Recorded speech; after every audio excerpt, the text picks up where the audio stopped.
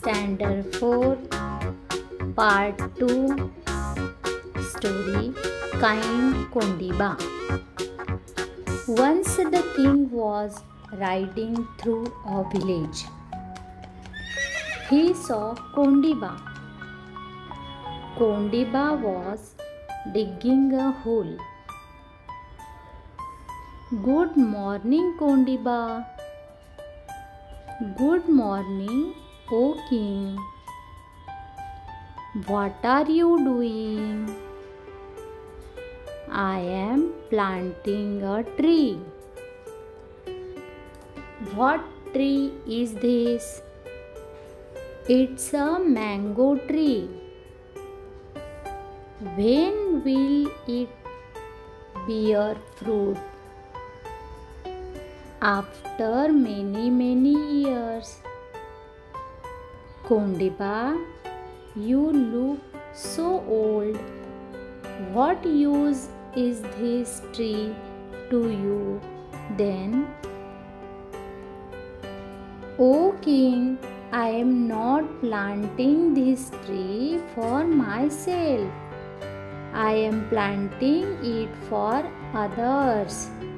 After many years, other people will come here.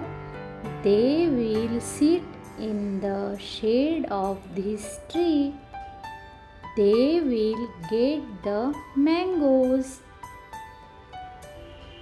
Kondiba, you are such a kind man. You have taught me a lesson. Now I will also work for others. मुलांनो, हीच गोष्ट आपण आपल्या मातृभाषेत पाहूया, म्हणजेच मराठीत. ठीक आहे.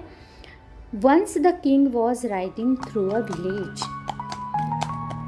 एकदा एक राजा घोडेस्वार करत एका खेडेगावाच्या जवळ चालला होता. He saw Kondiba. त्याला कोंडिबा दिसला. Kondiba was digging a whole. Kondiba एक खड्डा खणत होता. Good morning Kondiba. कोंडिबा म्हणतो गुड मॉर्निंग ओ किंग, म्हणजे हे राजा गुड मॉर्निंग. राजा म्हणतो व्हॉट आर यू डुईंग. तू काय करत आहेस. I am planting a tree. मी झाड लावत आहे. What tree is this. हे झाड कशाचे आहे. It's a mango tree. हे आंब्याचे झाड आहे. When will it bear fruit. याला फळं केव्हा लागतील. After many years. खूप वर्षानंतर लागतील. कोंडिबा म्हणाला. राजा म्हणाला Kondiba, you look so old. तू खूप म्हातारा दिसतोस. What use is this tree to you then. तेव्हा या झाडाचा तुला काय उपयोग होणार आहे बरं. तर धोंडेबा म्हणतो O king, I am not planting this tree for myself. हे राजा, हे झाड मी माझ्यासाठी नाही लावत आहे. I am planting it for others. मी इतरांसाठी हे झाड लावत आहे. After many years other people will come here. खूप वर्षानंतर इतर दुसरे लोक इथे येतील. They will sit in the shade of this tree. ते या झाडाच्या सावलीत बसतील. They will get the mangoes. त्यांना आंबेसुद्धा मिळतील.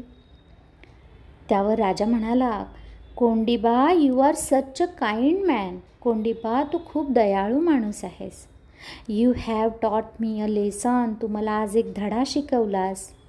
नाव I will also work for others. आता मी सुद्धा इतरांसाठीच काम करणार. अशा प्रकारचेच काम करणार असं तो म्हणतो.